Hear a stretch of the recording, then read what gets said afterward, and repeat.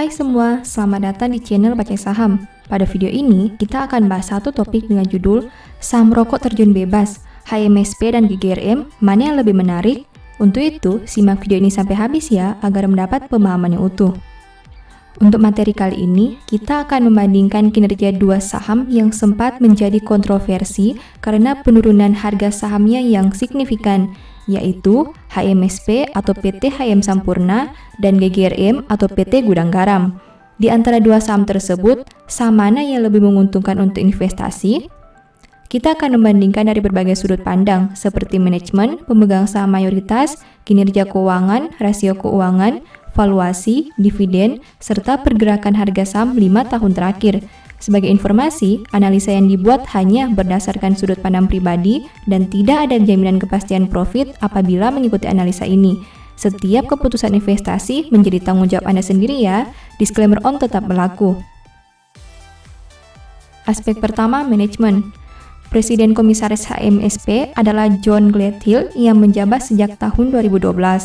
Beliau bergabung dengan Philip Morris International atau PMI pada tahun 1983 sebagai Market and Area Manager di Timur Tengah selama 9 tahun. Pernah menjabat sebagai Direktur Pelaksana di Philip Morris Malaysia tahun 99 sampai 2002, di Philip Morris Korea tahun 2002 sampai 2004, dan di Philip Morris Australia tahun 2004 sampai 2009, sebelum kemudian menjabat sebagai Presiden Direktur Sampurna selama periode 2009 sampai 2012. Sedangkan Presiden Direktur HMSP adalah Mindaugas Traumpaitis yang menjabat sejak tahun 2016. Beliau bergabung dengan PMI Litua pada tahun 1998 di bagian penjualan dan mengembangkan karirnya melalui berbagai posisi, termasuk Country Manager Latvia dan Manajer Pemasaran dan Pengembangan Penjualan sampai tahun 2005. Bagaimana dengan GGRM?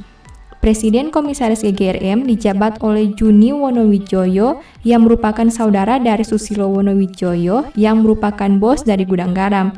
Sedangkan Presiden Direktur GGRM dipimpin oleh Susilo Wonowijoyo. Susilo memulai karirnya pada tahun 1976 sampai 1990 di Gudang Garam sebagai direktur selama 14 tahun. Dari sisi manajemen, Mimin pribadi lebih memilih GGRM dibandingkan HMSP karena top manajemen GGRM punya hubungan afiliasi dengan dewan direksi, komisaris, dan pemegang saham mayoritas. Hal itu tentu membuat pemegang saham optimis bahwa top manajemen akan berusaha untuk meningkatkan kinerja perusahaan karena mereka juga merupakan bagian dari perusahaan itu. Aspek kedua, pemegang saham mayoritas. Pemegang saham mayoritas HMSP adalah PT Philip Morris Indonesia sebesar 92,50% dan sisanya 7,5% lembar saham yang beredar di masyarakat. Sedangkan GGRM 69,29% lembar saham dimiliki oleh PT Suryadita Investama, sedangkan 6,26% dimiliki oleh PT Surya Mitra Kusuma dan sisanya 24,45% dimiliki oleh masyarakat. Dari sisi pemegang saham mayoritas, Mimin pribadi lebih memilih HMSP dengan komposisi pemegang saham mayoritas yang cukup besar dan lembar saham di masyarakat yang cukup rendah. Logikanya, apabila pemegang saham mayoritas masih memegang lembar saham perusahaan dengan jumlah yang sangat besar, maka mereka pasti optimis dengan perusahaan yang dimilikinya itu. Aspek ketiga, kinerja keuangan. Berikut perbandingan kinerja keuangan HMSP dan GGRM untuk laporan keuangan triwulan 4 2020.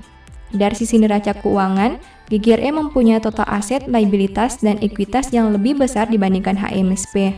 Hal itu bisa kita lihat dengan total aset GGRM sebanyak 78,19 T, sedangkan untuk HMSP hanya 49,67 T.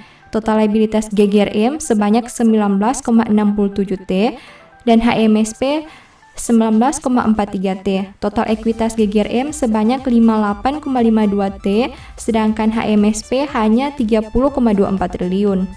Namun, dari sisi laba rugi, HMSP berada di atas GGRM dengan net income sebanyak 8,58 triliun, sedangkan GGRM hanya 7,65 triliun. Meskipun GGRM punya penjualan yang lebih besar dengan nominal sebanyak 114,48 triliun, sedangkan HMSP hanya 92,43 triliun. Kemudian bagaimana dengan growth-nya? Pada tahun 2020, keduanya mengalami penurunan kinerja laba rugi sehingga berdampak pada IPS-nya.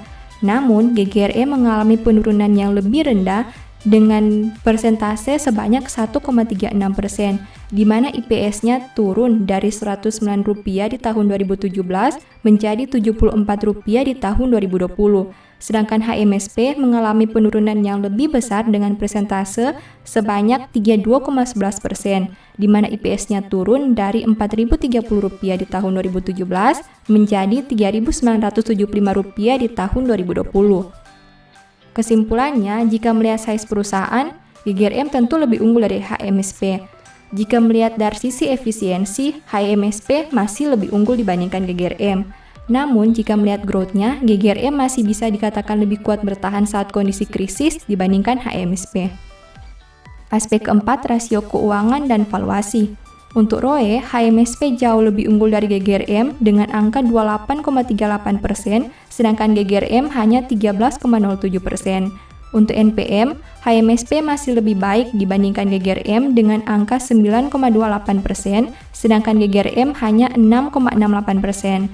Untuk DER, GGRM lebih baik dibandingkan HMSP dengan angka 33,61%, sedangkan HMSP mencapai 64,26%.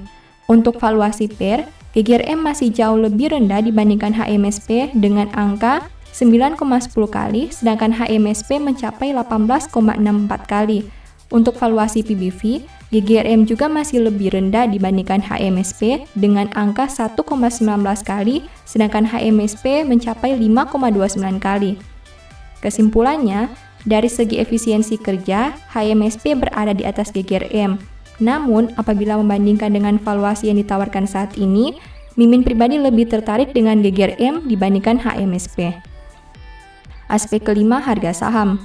Harga saham HMSP awal tahun 2016 adalah 3.760 dan turun menjadi 1.515 di awal tahun 2021. Artinya mengalami penurunan sebanyak 59,71% selama 5 tahun terakhir. Sedangkan GGRM, harga sahamnya di awal tahun 2016 adalah 54.600 dan turun menjadi 41.200 di awal tahun 2021. Artinya mengalami penurunan sebanyak 24,54% selama 5 tahun terakhir. Kesimpulannya, dari pergerakan harga saham, HMSP maupun GGRM mengalami penurunan harga selama 5 tahun terakhir.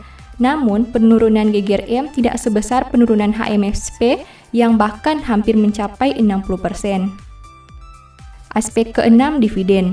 Total dividen HMSP pada tahun 2020 adalah Rp119,8. Jika membandingkan dengan harga saham 1.375, artinya dividen yield yang ditawarkan oleh HMSP sekitar 8,71%. Sedangkan untuk GGRM, pada tahun 2020 perusahaan ini absen membagi dividen, sehingga dividen per share-nya adalah 0 di tahun 2020.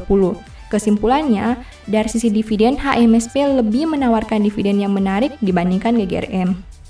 Dari berbagai aspek yang kita bandingkan tadi, secara kinerja, Mimin sebenarnya lebih tertarik dengan HMSP, apalagi dengan efisiensi kinerja dan yield dividen yang menarik. Tapi, jika ditanyakan secara keseluruhan, berdasarkan data di atas, Mimin lebih memilih GGRM di mana juga mempunyai kinerja yang baik, meski tidak sebaik HMSP dan punya valuasi yang lebih murah. Namun ingat, ini hanya pendapat pribadi saja ya, dan pendapat Mimin belum tentu benar dan bisa juga salah. Jika Anda ingin membeli salah satu dari 2 saham yang kita bahas pada video ini, silakan lakukan analisa yang lebih mendalam ya. Disclaimer on tetap berlaku. Demikian informasi pada video ini, semoga memberikan pemahaman kepada Anda semua. Seperti biasa, di akhir video ini saya mau menyampaikan bahwa Baca Saham mempunyai 2 e-book saham yang mungkin saja bisa berguna bagi kamu.